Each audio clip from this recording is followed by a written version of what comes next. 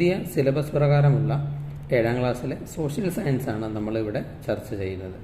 ഒന്നാമത്തെ പാഠം medieval India, മധ്യകാലഘട്ടത്തിലെ ഇന്ത്യയെക്കുറിച്ചാണ് ഒന്നാമത്തെ പാഠം.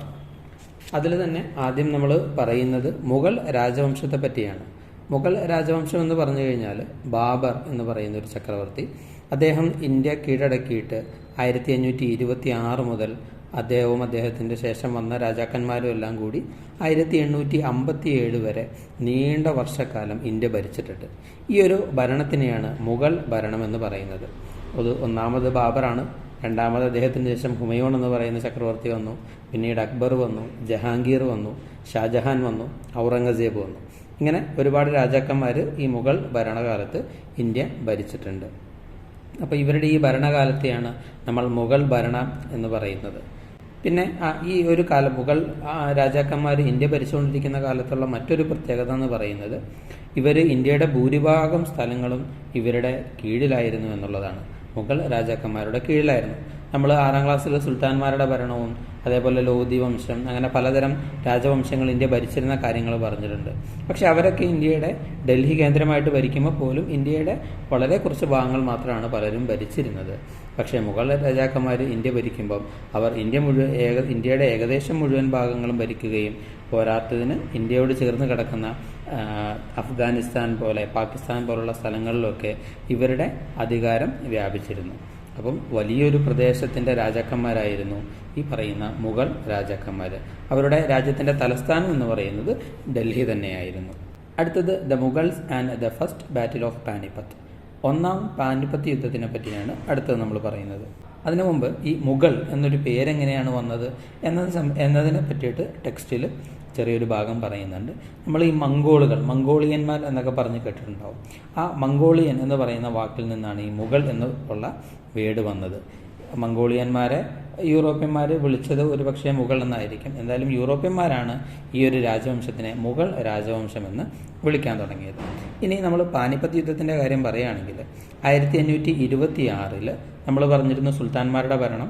ആ ഭരണത്തിൻ്റെ അവസാനം ഭരിച്ചിരുന്ന ആളാണ് ഒരു ഇബ്രാഹിം ലോധി എന്ന് പറയുന്ന രാജാവ്. അദ്ദേഹവും ഈ ബാബറും തമ്മിൽ ഒരു യുദ്ധം നടന്നു. ഹരിയാനയിലെ പാനിപ്പത്ത് എന്ന് പറയുന്ന സ്ഥലത്ത് വെച്ചാണ് ഇവരുടെ യുദ്ധം നടന്നത്. ആ യുദ്ധത്തിൽ ഇബ്രാഹിം ലോധി പരാജയപ്പെടുകയും ബാബർ ജയിക്കുകയും ചെയ്തു. ബാബർ ജയിച്ചപ്പോൾ ബാബർ എന്ത് ചെയ്തു? ഇന്ത്യ മുഴുവൻ ബാബർ കീഴടക്കി ഇവിടെ അദ്ദേഹത്തിൻ്റെ ഭരണം സ്ഥാപിച്ചു. അങ്ങനെ അതാണ് ഈ പറയുന്ന മുഗൾ ഭരണം എന്ന് പറയുന്നത്. അപ്പം എന്താണ് പാനിപ്പത്ത് യുദ്ധവും മുഗൾ രാജവംശവും തമ്മിലുള്ള ബന്ധമെന്ന് നമ്മൾ നോക്കിക്കഴിഞ്ഞു കഴിഞ്ഞാൽ മുഗൾ ഭരണം ഇന്ത്യയിൽ വരാൻ കാരണം എന്താണ്? ഈ പറയുന്ന പാനിപ്പത്ത് യുദ്ധമാണ്. പാനിപ്പത്ത് യുദ്ധത്തിൽ ബാബർ വിജയിച്ചതോടുകൂടിയാണ് മുഗൾ രാജവംശം ഇന്ത്യയിൽ സ്വാധീനം ഉറപ്പിക്കുന്നത്. അടുത്തത് നമ്മൾ മുഗൾ രാജവംശത്തിലെ ഒരു പ്രധാനപ്പെട്ട രാജാവായിട്ടുള്ള അക്ബർ ചക്രവർത്തിയെ പറ്റിയാണ് ഇനി നമ്മൾ ചർച്ച ചെയ്യുന്നത്. അക്ബർ ചക്രവർത്തിയെ പറ്റിയുള്ള ഒരു വിവരണം, അദ്ദേഹത്തിൻ്റെ മരണസമയത്തുണ്ടായിട്ടുള്ളൊരു സന്ദർഭം നമ്മുടെ ടെക്സ്റ്റിൽ ഒരു കോളത്തിൽ കൊടുത്തിട്ടുണ്ട്. 9ാമത്തെ പേജിൽ ഒരു കോളത്തിൽ കൊടുത്തിട്ടുണ്ട്. നിങ്ങളത് സ്വന്തമായിട്ടൊന്ന് വായിച്ചു നോക്കുക. അതിൽ നിന്ന് അക്ബറിൻ്റെ പ്രത്യേകതകൾ, അക്ബർ എന്ന് പറയുന്ന ആ ചക്രവർത്തിയുടെ പ്രത്യേകതകൾ എന്തൊക്കെയാണ് എന്ന് നമുക്ക് ഒന്ന് വായിച്ചു നോക്കാം. ഒന്നാമത്, അക്ബർ വാസ് എ പവർഫുൾ റൂളറാണ്. അദ്ദേഹം ഒരു ശക്തനായിട്ടുള്ളൊരു രാജാവായിരുന്നു. നല്ല രീതിയിൽ ഭരിക്കാനൊക്കെ അറിയാവുന്ന നല്ല ശക്തനായിട്ടുള്ളൊരു ഭരണാധികാരിയായിരുന്നു അക്ബർ. അതോടൊപ്പം തന്നെ അദ്ദേഹം കൺസിഡേർഡ് ഓൾ റിലീജിയൻസ് അലൈക്ക്, അദ്ദേഹം എല്ലാ മതങ്ങളെയും ഒരേപോലെ പരിഗണിച്ചിരുന്ന ആളായിരുന്നു. നമുക്കറിയാം അന്നത്തെ കാലത്തൊക്കെ മതങ്ങൾ തമ്മിലുള്ള ദേഷ്യവും ഒരു മതക്കാരൻ മറ്റൊരു മതക്കാരുമായിട്ട് ഇഷ്ടക്കേടിലൊക്കെ കഴിയുന്ന കാലഘട്ടമാണ്. അതുകൊണ്ട് തന്നെ മതങ്ങളെ ഒരേപോലെ പരിഗണിക്കുക എന്ന് പറയുന്നത് ആ കാലഘട്ടത്തിൽ വലിയ കാര്യമായിരുന്നു.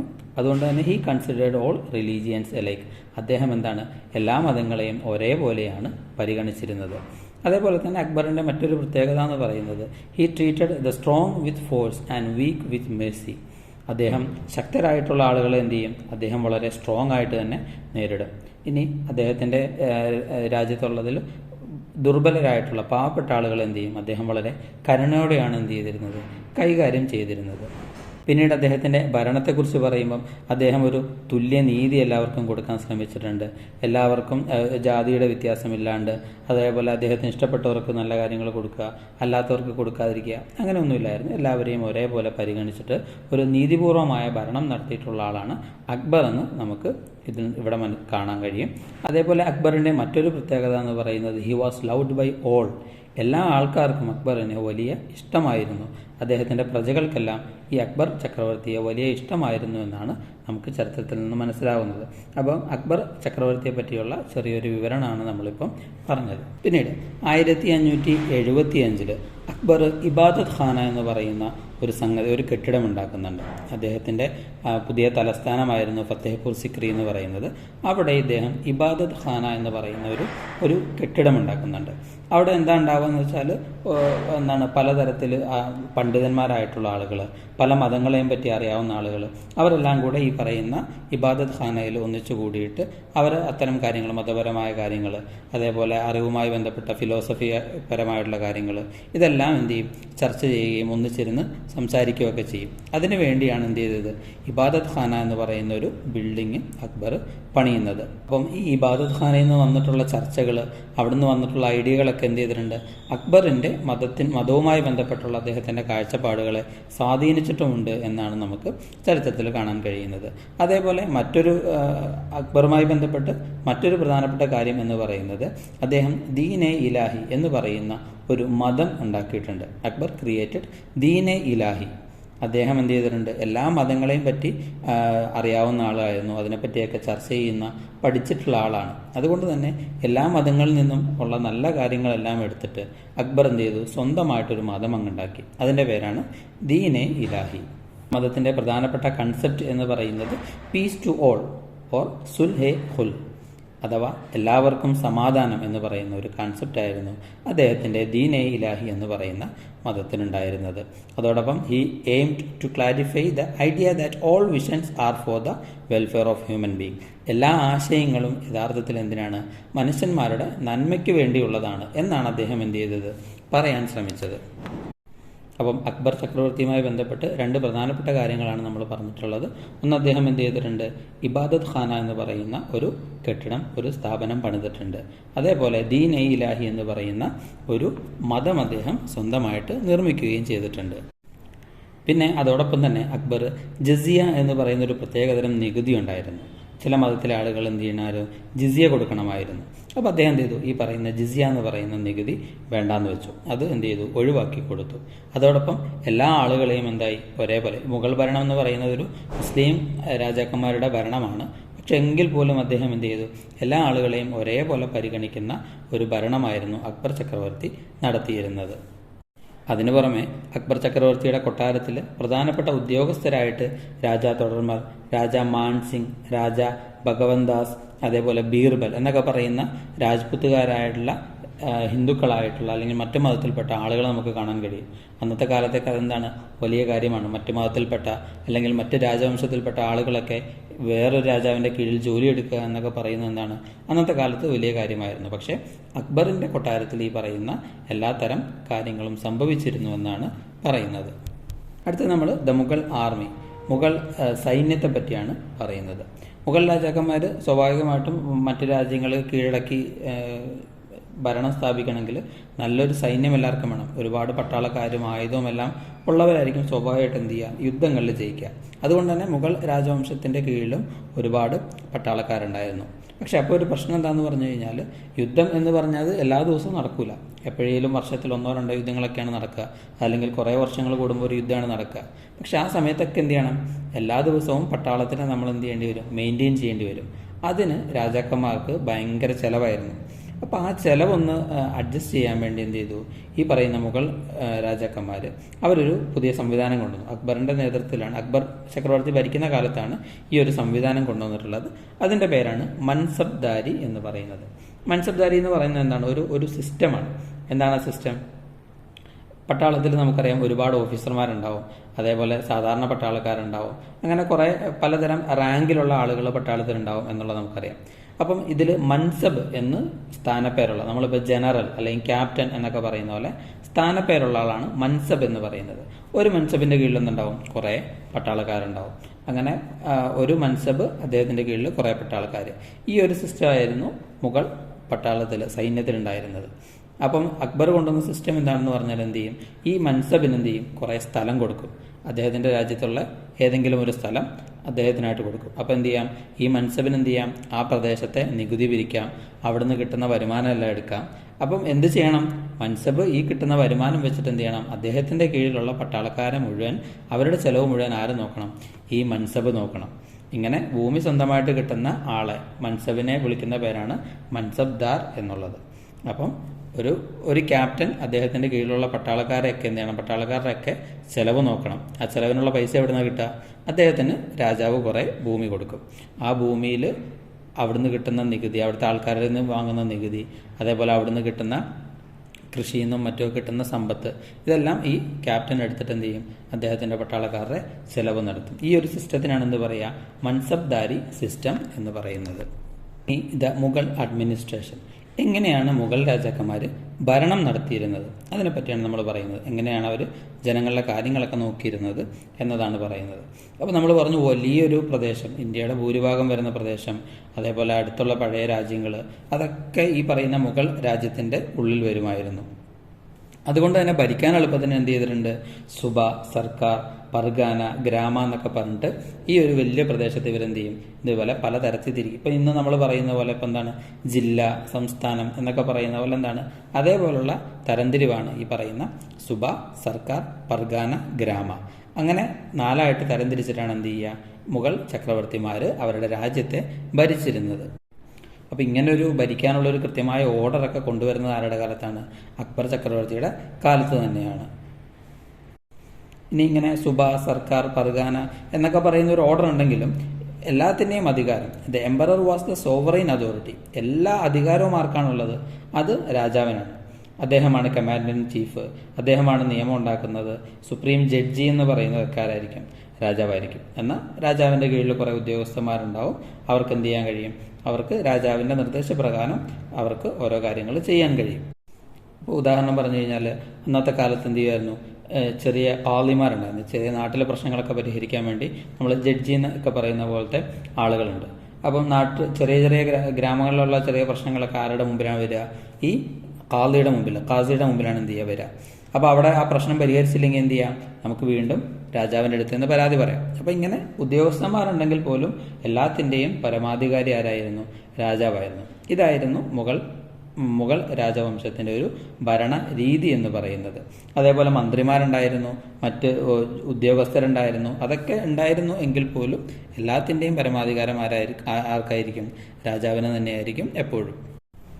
പിന്നീട് നമ്മൾ സോഷ്യോ എക്കണോമിക് സ്റ്റാറ്റസ് ആണ് പറയുന്നത്. അന്നത്തെ കാലത്ത് അവിടുത്തെ സമൂഹത്തിൽ ഉണ്ടായിരുന്ന അവസ്ഥ എന്തായിരുന്നു എന്നുള്ളതാണ്. അവരുടെ സാമൂഹികവുമായിട്ടും സാമ്പത്തികമായിട്ടും ഒക്കെയുള്ള അവരുടെ അവസ്ഥ എന്തായിരുന്നു എന്നുള്ളതിനെ പറ്റിയാണ് ഇനി നമ്മൾ പറയുന്നത്. അപ്പോൾ ഈ യൂറോപ്യന്മാരായിട്ടുള്ള പല യാത്രക്കാരും, പല ട്രാവലേഴ്സും ഇന്ത്യ സന്ദർശിച്ചിട്ട് ആ സമയത്ത് ഇന്ത്യയുടെ അവസ്ഥ എന്തായിരുന്നു എന്ന് പറയുന്നുണ്ട്. ഒന്നാമതായി പറയുന്നത് എന്താണ്? ഇവിടെ ഒരു ഫ്യൂഡൽ വ്യവസ്ഥയാണ് ഉണ്ടായിരുന്നത്. എന്ന് പറഞ്ഞാൽ നമ്മൾ മുമ്പ് പഠിച്ചിട്ടുണ്ട്. എന്താണ്? ഒരുപാട് ഭൂമി സ്വന്തമായിട്ടുള്ള കുറേ ആൾക്കാരുണ്ടാവും, പ്രഭുക്കന്മാരെന്ന് പറയുന്ന ആൾക്കാർ. അവരുടെ കീഴിൽ എന്ത് ചെയ്യും? ഈ ഭൂമിയിൽ പണിയെടുക്കുന്ന സാധാ കർഷകരുണ്ടാവും. ഇങ്ങനെ 2 തരത്തിൽ ഭൂമിയുടെ അവകാശമുള്ള ജന്മിമാർ, അതേപോലെ കുടിയാന്മാർ അല്ലെങ്കിൽ കർഷകരായിട്ടുള്ള ആളുകൾ, ഇങ്ങനെ 2 വിഭാഗങ്ങളുള്ള രീതിയിൽ ഉള്ള സംവിധാനത്തിനാണ് നമ്മളെന്ത് പറയാറ്? ഫ്യൂഡൽ സംവിധാനം എന്ന് പറയാറ്. അപ്പോൾ ഈ പറയുന്ന മുഗൾ രാജവംശം ഭരിക്കുന്ന കാലത്ത് എന്താണ്? ഇവിടെ ഒരു ഫ്യൂഡൽ സംവിധാനമാണ് നിലനിന്നിരുന്നത്. എന്ത് ചെയ്തിട്ടുണ്ട്? ആ കാലഘട്ടത്തിൽ ഇതുവഴി യാത്ര ചെയ്തിട്ടുള്ള ട്രാവലേഴ്സ് പറഞ്ഞിട്ടുണ്ട്. ഇനി നമ്മൾ സമൂഹത്തിൽ ഒരു രീതി നോക്കിക്കഴിഞ്ഞാൽ സമൂഹത്തിൻ്റെ ഏറ്റവും ഉയർന്ന ആളെന്ന് പറയുന്നത്, ഏറ്റവും ടോപ്പിലുള്ള ആളെന്ന് പറയുന്നത് എല്ലാ സമയത്തും ആരായിരിക്കും? രാജാവ് തന്നെയാണ്. സമൂഹത്തിലെ ഏറ്റവും സ്റ്റാൻഡേർഡ് ഉള്ള ആൾ എന്ന് പറയുന്നത്, അല്ലെങ്കിൽ ഏറ്റവും ഉയർന്ന ആളെന്ന് പറയുന്നത് രാജാവായിരിക്കും. താഴെ ആരുണ്ടാവും? പ്രഭുക്കന്മാരുണ്ടാവും, പിന്നെ സാധാരണക്കാരുണ്ടാവും. ഈ ഒരു രീതിയിലായിരുന്നു അന്നത്തെ ഒരു സ്റ്റാറ്റസ്, സമൂഹത്തിലെ പദവി ഉണ്ടായിരുന്നത് എന്നാണ് നമുക്ക് മനസ്സിലാകുന്നത്. പിന്നെ സാധാരണക്കാരൊക്കെ ജീവിക്കുക എങ്ങനെയാണ്? അവർ ചെയ്യുന്ന പണിക്ക് അവർക്ക് കിട്ടുന്ന തുച്ഛമായ കൂലി കൊണ്ടാണ് എന്ത് ചെയ്തിരുന്നത്? സാധാരണ ജനങ്ങൾ ജീവിച്ചിരുന്നത്. അതേപോലെ സമൂഹത്തിൻ്റെ കാര്യം പറയുമ്പോൾ അവിടെ എന്തുണ്ടായിരുന്നു? കാസ്റ്റ് സിസ്റ്റം ഉണ്ടായിരുന്നു എന്നുള്ളത് എന്താണ്? ഒരു പ്രധാനപ്പെട്ട കാര്യമാണ്. കാസ്റ്റ് സിസ്റ്റം എന്ന് പറഞ്ഞാൽ നമുക്കറിയാം അല്ലേ? ജാതി, മനുഷ്യന്മാരെന്ത് ചെയ്യും? പല ജാതികളായിട്ട് തിരിച്ചിട്ട് എന്ത് ചെയ്യും? ചിലർ ഉയർന്ന ആൾക്കാരാണ്, ചിലർ താഴ്ന്ന ആൾക്കാരാണ് എന്നൊക്കെ പറയുന്നതിനാണ് എന്ത് പറയുക? നമ്മൾ ജാതി സമ്പ്രദായം എന്ന് പറയാം. ഈ മുഗൾ രാജാക്കന്മാർ ഭരിക്കുന്ന സമയത്ത് ഇവിടെ എന്തുണ്ട്? ജാതി സമ്പ്രദായം നിലവിലുണ്ടായിരുന്നു എന്നാണ് പറയുന്നത്. അപ്പോൾ നമ്മൾ ആദ്യം പറഞ്ഞത് ഒരു സാമൂഹിക പദവിയുടെ കാര്യമാണ്. അവിടെ എന്തുണ്ട്, ഈ നമ്മൾ പറഞ്ഞ പോലെ രാജാവ്, ഏറ്റവും ഉയർന്ന ആളായിട്ട് രാജാവുണ്ട്, അതിന് താഴെ പ്രഭുക്കന്മാരുണ്ട്, പിന്നെ കർഷകരും സാധാരണക്കാരായിട്ടുള്ള ആളുകളുണ്ട്. ഇങ്ങനെ 2-3 തട്ടായിട്ടായിരുന്നു അന്നത്തെ ആളുകൾ ഉണ്ടായിരുന്നത്. അവിടെ തന്നെ എന്തുണ്ട്, ജാതി സമ്പ്രദായം നിലവിലുണ്ടായിരുന്നു എന്ന് നമ്മൾ പറഞ്ഞു. പിന്നെ നമ്മൾ നോക്കുന്നത് അവരുടെ അവസ്ഥ, സാമ്പത്തികമായിട്ടുള്ള അവസ്ഥ എന്തായിരുന്നു എന്നുള്ളതാണ്. അപ്പം ഈ പറയുന്ന റാൽഫ് ഫിച്ച് എന്നൊക്കെ പറയുന്ന സഞ്ചാരികൾ ഇന്ത്യ സന്ദർശിച്ച സമയത്ത് അവർ പറയുന്നത് എന്താണ്, ഇന്ത്യ നല്ല സാമ്പത്തികമായിട്ട് ഇച്ചിരി ഉയർന്ന അവസ്ഥയിലായിരുന്നു ഈ കാലഘട്ടത്തിൽ ഉണ്ടായിരുന്നത്. Agricultural achievements were the basis for the economic progress. എന്തായിരുന്നു പ്രധാനപ്പെട്ട കാരണം? കൃഷി നല്ല രീതിയിൽ മികച്ചു നിൽക്കുന്ന ഒരു സമയമാണ് ഈ പറയുന്ന മുഗൾ രാജാക്കന്മാർ ഭരിച്ചിരുന്ന കാലം. Rice, wheat, barley, sugar cane, cotton and oil seeds were the major agricultural products of the time. അരിയും ഗോതമ്പും അതുപോലെ ബാർലി, കരിമ്പ്, അതേപോലെ പരുത്തി, ഇങ്ങനെയുള്ള സാധനങ്ങളൊക്കെ ആയിരുന്നു പ്രധാനപ്പെട്ട ഉൽപ്പന്നങ്ങൾ. ഇതൊക്കെ എന്ത് ചെയ്യുന്നുണ്ട്, നല്ല രീതിയിൽ കൃഷി ചെയ്തെടുക്കുകയും നല്ല രീതിയിൽ വിൽപ്പന നടക്കുകയൊക്കെ ചെയ്തുകൊണ്ടിരിക്കുന്ന സമയമാണ്. അതുകൊണ്ട് തന്നെ സാമ്പത്തികമായിട്ട് നല്ല മെച്ചപ്പെട്ട അവസ്ഥയിലായിരുന്നു ഈ മുഗൾ കാലഘട്ടത്തിൽ ജനങ്ങൾ ഉണ്ടായിരുന്നതെന്നാണ് പറയുന്നത്. എന്തുകൊണ്ടാണ് ഇവരുടെ കൃഷി ഇത്രത്തോളം മികച്ചതായത് എന്നതിനെ സംബന്ധിച്ച് പറയുമ്പോൾ, the use of technology and new tools enriched the agricultural sector during the Mughal period. ഇവരെന്ത് ചെയ്തിട്ടുണ്ട്, പലതരം ടെക്നോളജികൾ, പലതരം സാങ്കേതിക വിദ്യകൾ ഈ കാലത്ത് ഉപയോഗിച്ചു. അതുകൊണ്ടാണ് എന്ത് ചെയ്തത്, കൃഷിയിൽ നല്ല മികച്ചു നിൽക്കാൻ കാരണം. അപ്പോൾ അതിന് ഉദാഹരണം പറയുന്നത് എന്താണ്, the Persian wheel and canals were widely used for irrigation. Irrigation എന്ന് പറഞ്ഞാൽ എന്താണ്, ജലസേചനം. നമ്മൾ പുഴയിൽ നിന്ന് എന്ത് ചെയ്യണം, വെള്ളം പലയിടത്തേക്കും എത്തിച്ചാൽ നമുക്ക് എന്ത് ചെയ്യാൻ കഴിയും, പലയിടത്തും നമുക്ക് കൃഷി നടത്താൻ കഴിയും. അതിനാണെന്ന് പറയുക ജലസേചനം, ഇറിഗേഷൻ എന്ന് പറയാം. അപ്പോൾ ഇറിഗേഷൻ നന്നാക്കാൻ വേണ്ടി, ജലസേചനം നന്നാക്കാൻ വേണ്ടി എന്ത് ചെയ്തിട്ടുണ്ട്, കനാലുകൾ ഉണ്ടാക്കിയിട്ടുണ്ട്. അതേപോലെ പേർഷ്യൻ വീൽ എന്ന് പറയുന്ന ഒരു ഉപകരണം ഉപയോഗിച്ചിട്ടുണ്ട്. ഇങ്ങനെ പലതരം സാങ്കേതിക വിദ്യകൾ ഉപയോഗിച്ചത് കൊണ്ടാണ് എന്ത് ചെയ്തത്, ഈ അക്ബറിൻ്റെ കാലത്ത് അല്ലെങ്കിൽ ഈ മുഗൾ ഭരണകാലത്ത് ഇന്ത്യയിലെ ആളുകൾ കൃഷിയിൽ മികച്ചു നിന്നതെന്നാണ് ഇവിടെ സന്ദർശിച്ചിട്ടുള്ള ട്രാവലേഴ്സ് നമുക്ക് പറഞ്ഞു തരുന്നത്. ഇനി അതോടൊപ്പം തന്നെ കൃഷി കൂടുമ്പോൾ ഉണ്ടാകുന്ന മറ്റൊരു കാര്യം എന്താണ്, നമ്മൾക്ക് ഒരു നാട്ടിൽ കൃഷിയുണ്ട്, അവിടുത്തെ ആളുകൾക്കെല്ലാം നാളുകൾ ഭക്ഷണം കഴിക്കാനുള്ള അരി നമ്മൾ ഉൽപ്പാദിപ്പിച്ചു, സാധനങ്ങൾ നമ്മൾ ഉൽപ്പാദിപ്പിച്ചു. പിന്നെ നമ്മൾ എന്താ ചെയ്യുക, നമ്മൾ കുറേ നാളത്തേക്കുള്ളത് ശേഖരിച്ച് വെക്കില്ല. സ്വാഭാവികമായിട്ടും എന്ത് ചെയ്യും, അത് നശിച്ചു പോവുകയും ചീത്തയായി പോവുകയൊക്കെ ചെയ്യും. അപ്പം നമ്മൾ ചെയ്യുക, അത് നമ്മൾ ആവശ്യക്കാർക്ക് കൊടുക്കും. എന്നിട്ട് എന്ത് ചെയ്യും, നമുക്ക് ആവശ്യമുള്ള സാധനങ്ങൾ വാങ്ങും, അതല്ലെങ്കിൽ പൈസ വാങ്ങും. അതിനാണ് എന്ത് പറയുന്നത്, ട്രേഡ് അഥവാ കച്ചവടം എന്ന് പറയുന്നത്. അപ്പം നല്ല രീതിയിൽ കൃഷി നടന്നതുകൊണ്ട് തന്നെ മുഗൾ ഭരണകാലത്ത് എന്തുണ്ടായിരുന്നു, ഇവിടെ നല്ല രീതിയിൽ കച്ചവടവും ഉണ്ടായിരുന്നു. അപ്പം കച്ചവടം ഉണ്ടാകുമ്പോൾ സ്വാഭാവികമായിട്ടും കച്ചവട കേന്ദ്രങ്ങൾ ഉണ്ടാവും, അതിന് ചുറ്റും ആളുകൾ താമസിക്കാൻ പോകും. അതിനാണ് നമ്മളെന്ത് പറയുക, നഗരം, ടൗൺ എന്നൊക്കെ പറയാം. അങ്ങനെ ഈ ടൗൺ ഉണ്ടായി വരുന്നതിനാണ് എന്ത് പറയുക, അർബനൈസേഷൻ എന്ന് പറയാം. അപ്പം കൃഷി വികസിച്ചതോടുകൂടി എന്ത് ചെയ്തു, മുഗൾ കാലഘട്ടത്തിൽ അർബനൈസേഷൻ ഉണ്ടായി എന്നാണ് പറയുന്നത്. അത്തരത്തിൽ അർബനൈസേഷൻ ഉണ്ടായി വന്നിട്ടുള്ള ഒരു പ്രധാനപ്പെട്ട നഗരമാണെന്ത്, Gujarat. Gujarat was the gateway of foreign goods. പുറത്തുനിന്നുള്ള മറ്റ് രാജ്യത്തു നിന്നുള്ള ആളുകൾ എന്ത് ചെയ്യുമായിരുന്നു, ഇന്ത്യയിലേക്ക് കച്ചവടത്തിന് വരുമായിരുന്നു. പ്രധാനമായിട്ട് അവർ വരുന്നത് ഏത് വഴിയാണ്, ഗുജറാത്ത് വഴിയാണ്. എന്തുകൊണ്ടാണ് ഗുജറാത്ത് വഴി വരിക, നമുക്കറിയാം അവിടെ എന്തുണ്ട്, ഒരുപാട് തുറമുഖങ്ങളുണ്ട്. കടൽ തീരത്തിനോട് ചേർന്ന് കിടക്കുന്ന നാടാണ്. അതുകൊണ്ട് തന്നെ എന്തുണ്ട്, തുറമുഖങ്ങളുണ്ട്. കപ്പൽ എന്ത് ചെയ്യും, വന്നെടുക്കും. അതുകൊണ്ട് തന്നെ വിദേശത്തു നിന്നുള്ള ആളുകൾ പ്രധാനമായിട്ടും മുഗൾ ഭരണകാലത്ത് വന്നിരുന്നത് ഏത് വഴിയാണ്, ഗുജറാത്ത് എന്ന് പറയുന്ന നാട്ടിൽ കൂടിയായിരുന്നു എന്നാണ് പറയുന്നത്. പ്രധാനമായിട്ടും അവർ കൊണ്ടുവന്നിരുന്ന സാധനങ്ങൾ എന്ന് പറയുന്നത് ടെക്സ്റ്റൈൽസ്, മസ്ലിൻ, ഷുഗർ, റൈസ്, അരിയുണ്ട്, തുണികളുണ്ട്, അതേപോലെ മധുരം, പഞ്ചസാരയുണ്ട്. ഇതേപോലുള്ള കാര്യങ്ങളാണ് പ്രധാനമായിട്ടും എന്ത് ചെയ്തിരുന്നത്, ഫോറിനിൽ നിന്ന് ഇങ്ങോട്ട് കൊണ്ടുവന്നിരുന്നത്. അപ്പോൾ നമ്മൾ പറഞ്ഞു അർബനൈസേഷൻ ഇവിടെ ഉണ്ടായിരുന്നു എന്ന് പറഞ്ഞു, പുതിയ വലിയ നഗരങ്ങൾ ഉണ്ടായി വന്നു എന്ന് പറഞ്ഞു. ആ കാലഘട്ടത്തിൽ ഉണ്ടായി വന്നിട്ടുള്ള പ്രധാനപ്പെട്ട നഗരങ്ങളാണെന്ത്, ധാക്ക എന്ന് പറയുന്നത്, മുർഷിദാബാദ്, സൂറത്ത്, ലാഹോർ, ആഗ്ര എന്നൊക്കെ പറയുന്നത് എന്താണ്, മുഗൾ ഭരണകാലത്ത് ഉണ്ടായി വന്നിട്ടുള്ള നഗരങ്ങളാണ്. ഓക്കെ, അപ്പോൾ നമ്മൾ സാമൂഹിക ജീവിതം എങ്ങനെയാണെന്നുള്ളതും പറഞ്ഞു, പിന്നെ സാമ്പത്തികമായിട്ടുള്ള അവരുടെ അവസ്ഥ എങ്ങനെയാണ് എന്നുള്ളതും പറഞ്ഞു. അടുത്ത് നമ്മൾ പറയുന്നത് സാംസ്കാരികമായിട്ടുള്ളൊരു ഐക്യം, ഒരു ഇഴുകിച്ചേരൽ ഉണ്ടായിട്ടുണ്ട് ആ കാലഘട്ടത്തിൽ, അഥവാ കൾച്ചറൽ ഇൻ്റഗ്രേഷൻ നടന്നിട്ടുണ്ട് എന്നുള്ളതാണ്. അതിനെ സംബന്ധിച്ചാണ് അടുത്ത നമ്മൾ പറയുന്നത്. നമ്മൾ നോക്കിയാൽ ഒന്നാമത്തെ പാഠത്തിൽ 17ാമത്തെ പേജിൽ താജ്മഹലിൻ്റെ ചിത്രം, അതേപോലെ ആഗ്ര ഫോർട്ടിൻ്റെ ചിത്രങ്ങളൊക്കെ കൊടുത്തിട്ടുണ്ട്. എന്നിട്ട് പറയുന്നത് എന്താണ്, Taj Mahal, Agra fort and red fort are examples of the fusion of Indian architectural style with the Persian style. എന്ന് പറഞ്ഞാൽ ഇന്ത്യയിൽ കെട്ടിടങ്ങൾ നിർമ്മിക്കുന്നതിന് എന്തുണ്ട്, ഒരു രീതിയുണ്ട്. അതേപോലെ പേർഷ്യയിൽ അല്ലെങ്കിൽ മറ്റു നാടുകളിൽ എന്തുണ്ട്, അവരുടെ കെട്ടിടങ്ങൾ നിർമ്മിക്കുന്നതിനൊക്കെ എന്തുണ്ടാവും, ഒരു സ്റ്റൈൽ ഉണ്ടാവും. ഇങ്ങനെ പേർഷ്യക്കാർ നിർമ്മിക്കുന്ന സ്റ്റൈലും ഇന്ത്യക്കാർ നിർമ്മിക്കുന്ന സ്റ്റൈലും കൂടെ ചേർന്നിട്ട് ഒരു ഫ്യൂഷനായിട്ട് ഉള്ള സ്റ്റൈലുകളാണ് ഈ പറയുന്ന നമ്മുടെ താജ്മഹലും അതേപോലെ ആഗ്ര ഫോർട്ട്, റെഡ് ഫോർട്ട്. ഈ കെട്ടിടങ്ങളൊക്കെ നിർമ്മിച്ചിരിക്കുന്നത് എങ്ങനെയാണ്? ഇന്ത്യക്കാരുടെ നിർമ്മാണ രീതിയാണോ എന്ന് ചോദിച്ചാൽ അതുകൊണ്ട്, പേർഷ്യക്കാരുടെ നിർമ്മാണ രീതിയാണെന്ന് ചോദിച്ചാൽ അതുകൊണ്ട്. അപ്പം അവിടുത്തെ സംസ്കാരത്തിലെ പേർഷ്യൻ നാടുകളിലെ അല്ലെങ്കിൽ മുഗളന്മാർ എവിടെ നിന്നാണോ വന്നിട്ടുള്ളത് അവരുടെ സംസ്കാരത്തിലെ കാര്യങ്ങൾ എന്ത് ചെയ്തിട്ടുണ്ട്, നമ്മുടെ നാട്ടിലേക്ക് അവർ കൊണ്ടുവന്നിട്ടുണ്ട്. അത് നമ്മുടെ കെട്ടിടം പണിയിൽ പോലും എന്ത് ചെയ്യാൻ കഴിയും, നമുക്ക് കാണാൻ കഴിയും. അതാണ് നമ്മൾ ഈ കൾച്ചറൽ ഇൻ്റഗ്രേഷൻ, സാംസ്കാരികമായിട്ടുള്ള ഈ ഒരു സമന്വയം എന്നതുകൊണ്ട് ഉദ്ദേശിക്കുന്നത്. അത് എന്തുണ്ട്, കെട്ടിട നിർമ്മാണത്തിൽ മാത്രമല്ല, ഭാഷയുടെ കാര്യത്തിൽ ഇപ്പം നമുക്കറിയാം ഉറുദു എന്ന് പറയുന്നത് എഴുതുമ്പോൾ അറബി പോലെ ഇരിക്കുന്ന ഒരു ഭാഷയാണ്. പക്ഷെ സംസാരിക്കുമ്പോൾ എന്താണ്, നമ്മുടെ ഹിന്ദി പോലെയാണ് എന്തുണ്ടാവുക, അതുണ്ടാവുക. അപ്പോൾ അതെങ്ങനെ ഉണ്ടായത്, പേർഷ്യൻ ഭാഷയും ഹിന്ദി ഭാഷയും കൂടെ ചേർന്നിട്ടാണ് എന്തുണ്ടായത്, ഈ ഉറുദു എന്ന് പറയുന്നൊരു ലാംഗ്വേജ് ഉണ്ടായിട്ടുള്ളത്. അങ്ങനെ ലാംഗ്വേജിൻ്റെ കാര്യത്തിലായിക്കോട്ടെ, കെട്ടിടങ്ങൾ നിർമ്മിക്കുന്ന കാര്യത്തിലായിക്കോട്ടെ, അതേപോലെ സാഹിത്യത്തിൻ്റെ കാര്യത്തിലൊക്കെ എന്ത് ചെയ്തിട്ടുണ്ട്, ഇത്തരത്തിൽ അങ്ങോട്ടും ഇങ്ങോട്ടും പല മുഗൾ സംസ്കാരവും അതേപോലെ ഇന്ത്യൻ സംസ്കാരവും തമ്മിൽ മിക്സായി പോയിട്ടുണ്ട്. അതിനെയാണ് നമ്മൾ എന്ത് പറയുന്നത്, ഈ കൾച്ചറൽ ഇൻ്റഗ്രേഷൻ എന്നതുകൊണ്ട് ഉദ്ദേശിക്കുന്നത്. ഹിന്ദുസ്ഥാനി സംഗീതം എന്ന് പറയുന്നത് എന്താണ്, ഇതേപോലെ പേർഷ്യൻ സംഗീതവും ഇന്ത്യൻ സംഗീതവും കൂടെ എന്താണ് ഉണ്ടായി വന്നിട്ടുള്ള സംഗീതമാണെന്ത്, ഹിന്ദുസ്ഥാനി സംഗീതം എന്ന് പറയുന്നത്. ഓക്കെ, അപ്പം നമ്മൾ ഒന്നാമത്തെ പാഠത്തിൽ മുഗൾ ഭരണത്തെ പറ്റിയാണ് പറഞ്ഞത്.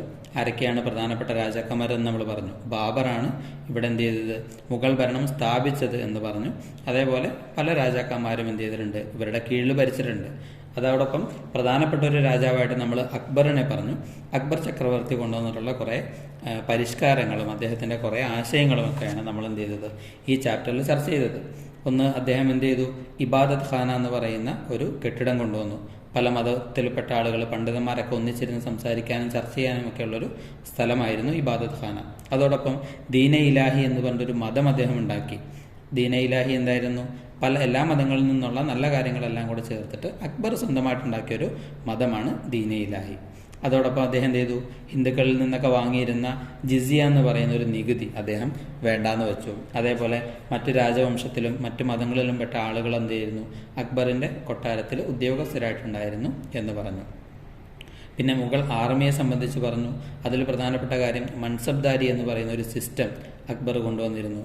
അവിടെ എന്താണ്, രാജാവ് നേരിട്ട് പട്ടാളത്തിൻ്റെ ചെലവ് നോക്കുന്നതിന് പകരം പട്ടാളത്തിലെ ക്യാപ്റ്റന്മാർ, മൻസബ്മാർ എന്ത് ചെയ്യണം, അവർക്ക് കൊടുത്തിട്ടുള്ള സ്ഥലത്തിൽ നിന്നുള്ള നികുതിയൊക്കെ എടുത്തിട്ട് പട്ടാളക്കാരുടെ ചെലവ് നോക്കണം. അതിനാണ് എന്ത് പറയുന്നത്, മൻസബ്ദാരി സിസ്റ്റം എന്ന് പറയുന്നത്.